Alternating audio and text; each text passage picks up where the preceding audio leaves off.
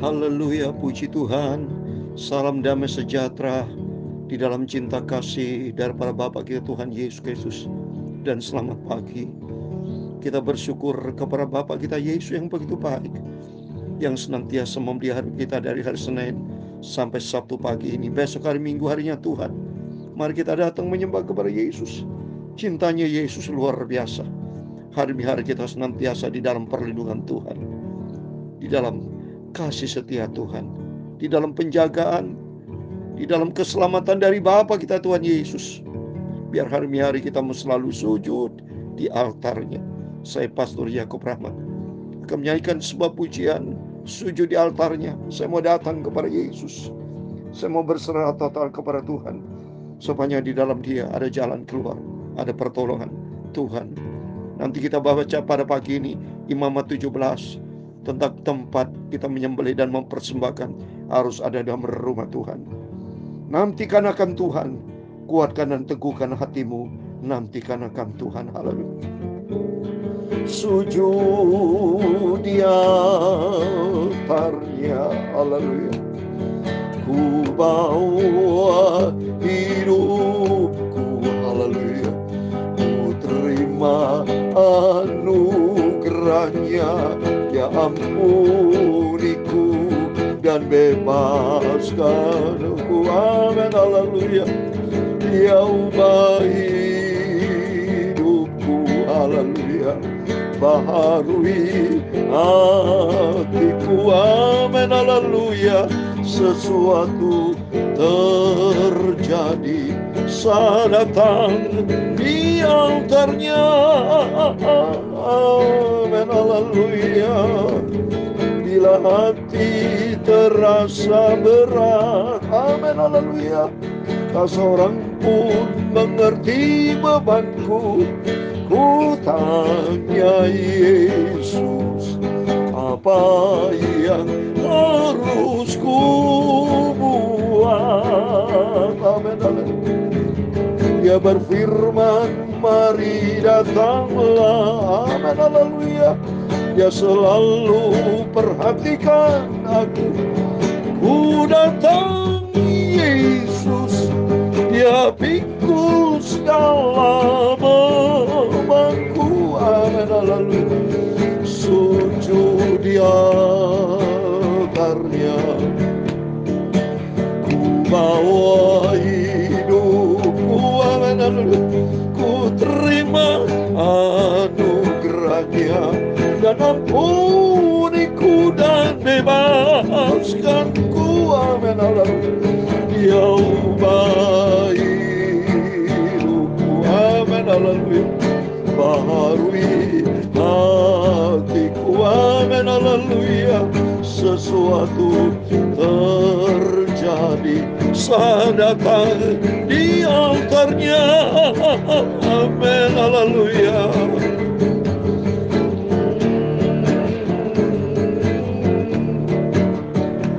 Dalam Mazmur 27 ayat yang keempat, satu hal telah ku minta kepada Tuhan, itulah yang ku ingini, diam di rumah Tuhan seumur hidupku, menyaksikan kemurahan Tuhan dan menikmati baiknya. Ku datang kepada Tuhan Yesus. Haleluya. Sujud di altarnya. Amin. Haleluya. Ku bawa hidupku. Amin. Haleluya. Ku terima anugerahnya. Dia ampuniku dan bebaskanku. Amin. Haleluya. Dia ubah hidupku. Amin. Haleluya. Baharui hatiku. Amin. Haleluya. Sesuatu terjadi saat datang di altarnya. Amin. Ya Tuhan, punya mula kebesaran dan kejayaan, kehormatan, kemasyhuran, dan keagungan, dan segala-galanya yang ada di langit dan di bumi. Ya Tuhan, punya mula kerajaan, dan Kau yang tertinggi itu melebihi segala-galanya sebagai kepala. Sebab kekayaan dan kemuliaan berasal daripada-Mu, dan Engkau-lah yang berkuasa atas segala-galanya. Dalam tangan-Mu lah kekuatan dan kejayaan.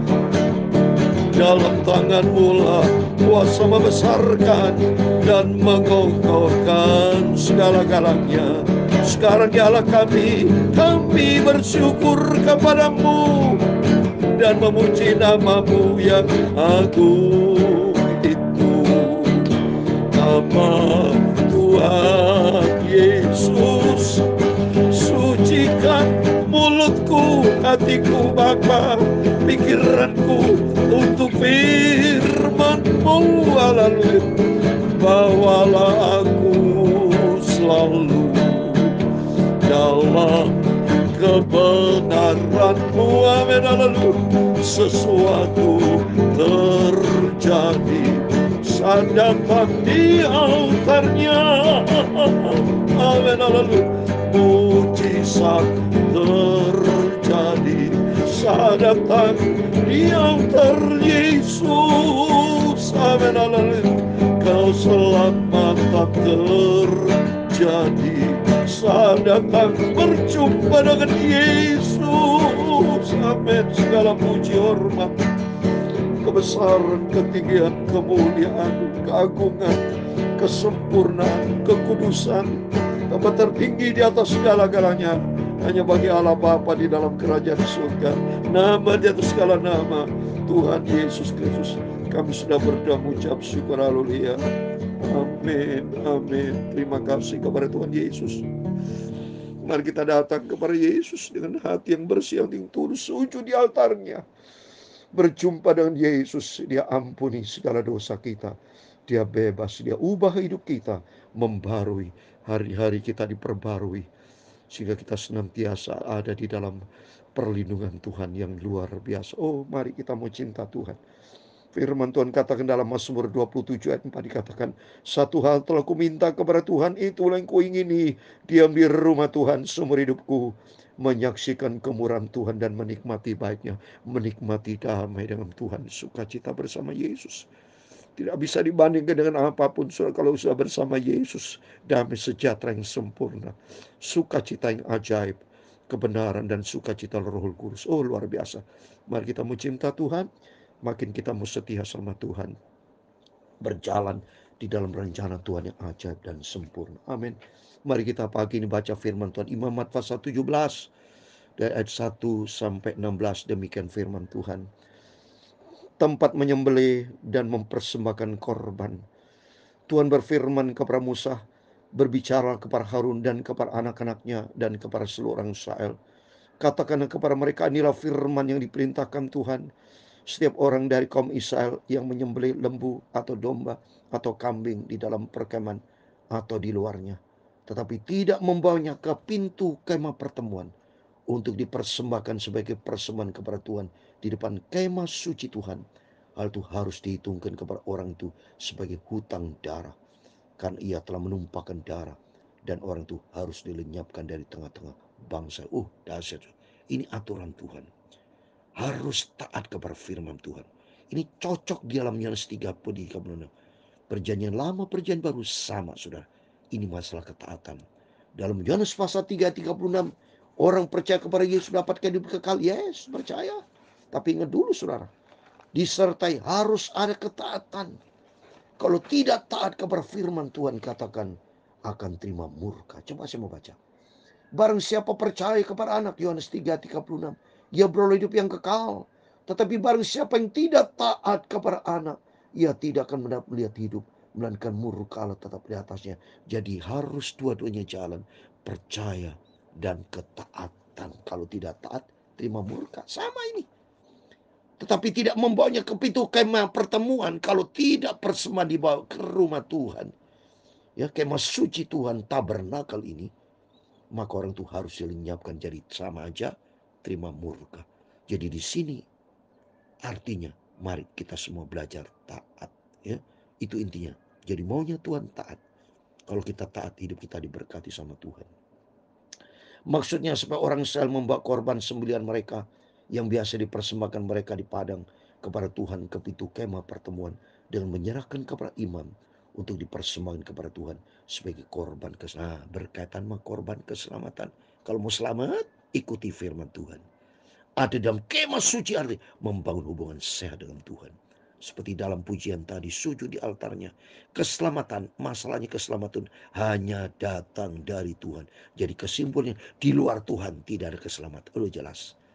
Di sini dipersembahkan kepada Tuhan, ke pintu kemah pertemuan, baru ada korban keselamatan. Dan jelas sama dengan Kisah 4 ayat 12. Di bawah kolong langit tidak ada nama lain yang diberikan manusia yang selamat. Di luar Yesus tidak ada keselamatan. Cocok dalam 1 Korintus 16:22. Orang tidak cinta Tuhan terima murka Tuhan, terkutuk orang tidak mencintai Tuhan. Di sini kita bisa belajar. Oh, luar biasa. Maka pentingnya kita baca firman Allah supaya kita paham, mengerti. Ya, ayat 6. Imam harus menyiramkan darahnya para mezbah Tuhan di depan pintu kemah pertemuan dan membawa lemaknya menjadi bau yang menyenangkan bagi ini menjadi kiruna harus menyenangkan bagi Tuhan. Itu intinya. Supaya hidup kita kalau taat, lakukan semuanya. Itu menyenangkan hati Tuhan. Jangan mereka mempersembahkan lagi korban mereka kepada jin-jin. Sebab menyembah jin-jin itu adalah jina. Itu yang harus menjadi ketetapan untuk selama-lamanya bagi mereka. Jadi menyembah di luar Yesus itu perjinan, saudara. Maka tidak boleh datang ke dukun, paranormal, orang pintar. Tidak boleh. Tidak ada yang lain, hanya satu. Tuhan tidak bisa dinomorduakan. Dia satu-satunya di atas segala-galanya. Dia pencipta. Jin itu apa? Saudara, kan setan gemetar kok. Baca di yang kemarin saya baca Yakub 2:19. Iblis percaya bahkan gemetar. Tapi kalau manusia udah nggak percaya, udah gemetar lagi. Wow, silakan saja, itu memang sebuah pilihan. Tapi bagi saya, bagi Bapak Ibu, mari kita mau taat kepada firman Tuhan, ya, sehingga kita selamat. Dan haruslah kau katakan kepada mereka, setiap orang dari kaum Israel dan atau dari orang asing yang tinggal di tengah-tengah mereka yang mempersembahkan korban bakaran atau korban sembelihan, tapi tidak membawanya ke pintu kemah pertemuan supaya dipersembahkan kepada Tuhan, maka orang itu harus dilenyapkan dari antara orang-orang sebenarnya. Jelas, ya. Jadi ketaatan harus ada di rumah Tuhan. Termasuk orang menyembah kepada Tuhan harus dalam rumah Tuhan. Lebih baik satu hari di dalam kemah pertemuan Tuhan, di bait rumah Tuhan, daripada 1000 hari di luar. Itu baca Mazmur 84:11. Karena di dalam Yesus ada damai sejahtera, sukacita dalam Yesus. Ayat 10. Setiap orang dari bangsa Israel dan dari orang asing yang tinggal di tengah-tengah mereka, yang makan darah apapun juga aku sendiri akan menentang dia dan menyampaikan dia dari tengah-tengah bangsa. Tidak boleh makan darah karena makan darah itu nyawa, saudara, ya. Sama yang makan darah berarti sama dengan membunuh orang. Membunuh orang dihukum sama Tuhan. Ya, itu maksudnya, ya. Maksudnya diarahkan ke sana, ya. Karena nyawa makhluk ada, benar kan? Nyawa makhluk ada di dalam darahnya. Dan aku telah memberikan darah itu kepadamu di atas mezbah untuk mengadakan pendamaian bagi nyawamu. Karena darah mengadakan pendamaian dengan perantaran nyawa. Jadi kecuali nyawa kita persembahkan dengan Tuhan. Hidup ini dipersembahkan Tuhan. Jadi korban pada lain itu beda, ya. Karena kita berasal dari Tuhan. Maunya di sini Tuhan supaya hidup ini untuk Tuhan, ya. Jadi kalau untuk Tuhan, bukan untuk dunia. Bukan untuk yang lain. Tak boleh minum darah untuk manusia, tidak bisa. Hidup ini untuk Tuhan. Kalau hidup untuk Tuhan, kita damai dengan Tuhan. Itulah sebabnya aku berfirman kepada orang Israel, seorang pun di antaramu jangan makan darah. Demikian orang asing yang tinggal di tengah-tengahmu tidak boleh makan darah. Ini dilarang, ya. Makan darah sama aja membunuh, maksudnya. Setiap orang dari orang Israel dan dari orang asing yang tinggal di tengah-tengahmu yang menangkap dalam perbuatan seekor binatang atau burung boleh dimakan, haruslah mencurahkan darahnya lalu membunuh dengan tanah. Karena darah itu nyawa segala makhluk. Sebab aku telah berfirman kepada Israel, darah makhluk apapun jangan kamu makan. Karena darah itulah nyawa segala makhluk. Setiap orang yang memakannya harus lenyapkan. Tidak boleh makan darah. Ini menurut firman Tuhan, ya. Yang penting di sini ketaatan. Gitu aja. Intinya ketaatan kita kepada firman Tuhan. Dan setiap orang yang makan bangkai atau sisa mangsa binatang buas, baik ia orang Israel asli maupun orang asing, harus mencuci pakaiannya, membasuh tubuhnya dengan air, dan ia menjadi najis sampai matahari terbenam, barulah ia menjadi tahir. Ayat 16 yang terakhir. Tapi jikalau ia tidak mencuci pakaiannya, dan tidak membasuh tubuhnya, ia akan menanggung kesalahan sendiri. Amin. Demikian firman Tuhan sudah kita baca Imamat 17 ayat 1 sampai 16. Di dalam nama Tuhan Yesus Kristus, kepada Bapak, Ibu, Saudara semua diberkati Tuhan. Amin. Di sini ayat 16 maksudnya ini, tetapi jikalau ia tidak mencuci pakaiannya dan tidak membasuh tubuhnya, ia menanggung kesalahan sendiri. Artinya hidup ini harus bertobat. Saya sudah sering kali katakan, mencuci pakaian, membasuh, artinya hidup di dalam pertobatan.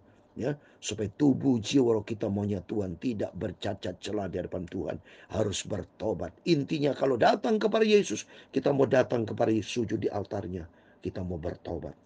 Kalau bertobat ada kerinduan kita, Tuhan komit aku mau bertobat. Janji Tuhan di situ, Dia ampuni segala dosa kita, Dia akan membebaskan kita, Dia akan ubah hidup kita, sehingga hidup kita menjadi baru di dalam Dia. Oleh itu mari, melalui firman-firman selalu kita dengar, biar makin hari kita mau makin diperbarui, makin dewasa di dalam Tuhan. Ya, hidup makin hari menjadi ciptaan yang baru, menjadi kerinduan kita bersama Bapak Ibu, bersama saya. Hidup menyenangkan hati Tuhan. Hidup ini untuk apa, saudara? Hidup untuk Kristus, bukan untuk dunia, bukan untuk yang lain. Yang lain tidak ada juru selamat, hanya di dalam Yesus juru selamat. Dari hari demi hari kita mau fokus kepada Tuhan. Sujud di altarnya, haleluya. Ku bawa hidupku fokus kepada Tuhan. Ku terima anugerahnya, Dia ampuniku dan bebaskanku. Di dalam Yesus ada pengampunan, ada kemerdekaan. Di dalam Dia Yesus, Dia ubah hidupku, baharui hatiku. Amin, haleluya. Sesuatu mujizat terjadi, saya datang di altarnya. Amin.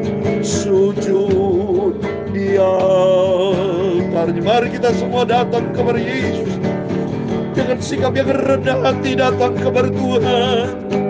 Aku butuh Engkau, Yesus, ampunilah semua dosaku. Amin, haleluya. Dia kuduskanlah hidupku. Amin. Baharuilah hatiku Bapa, mujizat terjadi saat aku datang pada Yesus. Tuhan memberkati engkau dan melindungi engkau. Tuhan menyinari engkau dengan wajah-Nya, dan memberi engkau kasih karunia. Tuhan menghadapkan wajah-Nya kepadamu dan memberi engkau damai sejahtera. Bapa kami yang di surga, amin. Dikuduskanlah namamu, datanglah kerajaan-Mu, jadilah kehendak-Mu di bumi seperti di surga. Berikan kami pada hari ini makanan kami yang secukupnya, dan ampunilah kami akan kesalahan kami, seperti kami juga mengampuni orang bersalah kepada kami. Haleluya. Dan janganlah membawa kami ke dalam pencobaan. Amin, haleluya. Tetapi lepaskanlah kami daripada yang jahat, karena Engkaulah yang mempunyai kerajaan dan kuasa dan kemuliaan sampai selama-lamanya. Amin, haleluya. Dia ubah hidupku. Amin, haleluya. Baharui hatiku. Amin, haleluya. Sesuatu terjadi, saya datang di altarnya. Amin, haleluya. Mujizat terjadi, saya datang pada Yesus. Berkat-Nya melimpah saat aku datang pada Yesus. Yesus. Amin. Terpujilah Bapa kita Tuhan Yesus Kristus. Amin. Selamat pagi. Salam damai sejahtera buat kita semua. Biar makin hari kita mau cinta Tuhan. Perkenanan Tuhan itu kita cari. Ketaatan seperti firman Tuhan pada pagi hari ini, Imamat 17. Intinya supaya kita taat, jangan pernah menyimpang. Apa yang Tuhan perintahkan, itu yang harus kita ikuti, sehingga hidup kita menjadi perkenanan Tuhan. Amin. Tuhan Yesus memberkati kita semua. Tuhan bersama kita. Immanuel. Amin. Haleluya.